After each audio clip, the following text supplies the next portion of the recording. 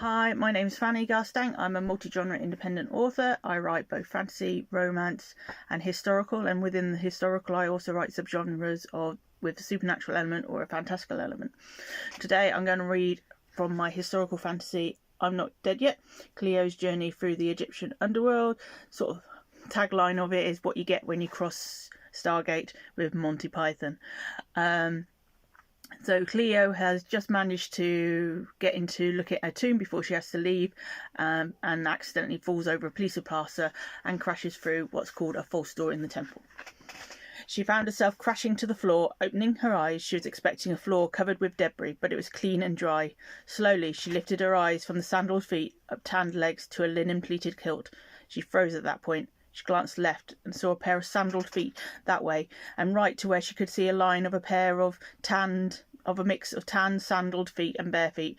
Unable to decide if she was in a dream or unconscious, she slowly stood up to find three ancient Egyptian faces straight off the walls of tombs, glaring at her.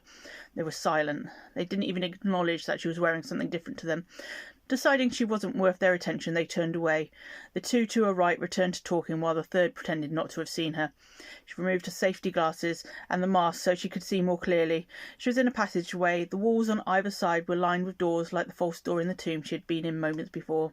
Between them were hieroglyphics and paintings of gods holding up amulets. It began to make her feel like she was in the security line at the airport. She turned to the person behind her. "Where am I?" The old woman with grey hair and a stained linen sheath dress sniffed. Why are all new cars like this? You are in the queue to be judged." Queue? Cleo didn't even think it strange that she could understand the ancient Egyptian, considering she could barely speak German. She huffed. "How else do you think they could manage all of us?" "But it's 2024. The Egyptians were hundreds, thousands of years ago. We have to get past a lot of demons, and if you have a skinflint of a son like I do," the woman crossed her arms, "then you won't have all the spells to get past, and you're sent to the back of the line, and you jumped the queue, so just get going." She uncrossed her arms and jerked her thumb behind her. Cleo peered round her and saw more Egyptians behind the person she was talking to. There were men and women of all ranges, plus children. Of the children, some were being held in the stiff clay arms of a shabti, or were holding a hand of one of the servant statuettes. Older ones looked confused. She turned back to the dead woman. "I'm not meant to be here. I haven't died."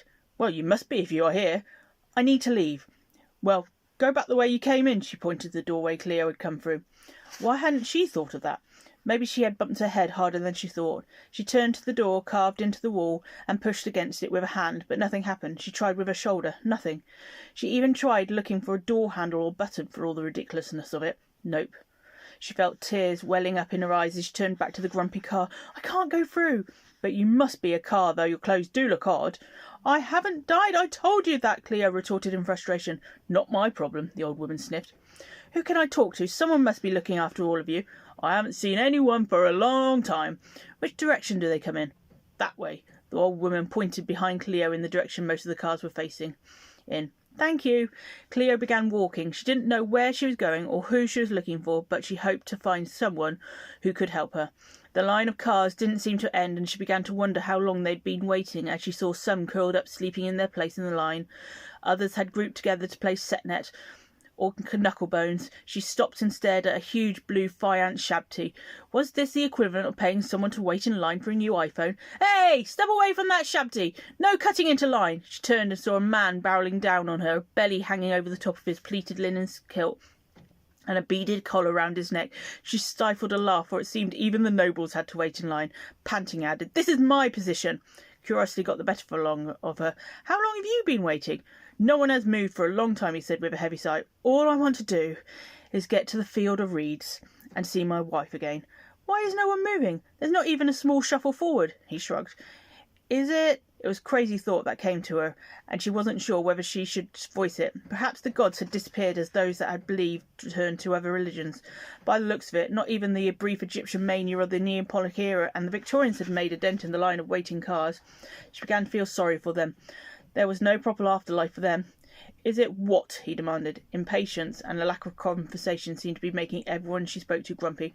"Well, perhaps your gods have died," she carefully said. "Don't be foolish, girl. Ra, Osiris, Isis, they are all eternal, just like our pharaohs."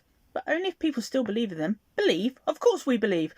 I'm from," she paused to try and work it out, 5,000 years in the future, and we believe in one God. Well, some of us do, and others believe in different gods. She saw the light die from his eyes and his shoulder slump. He whispered, "A 10?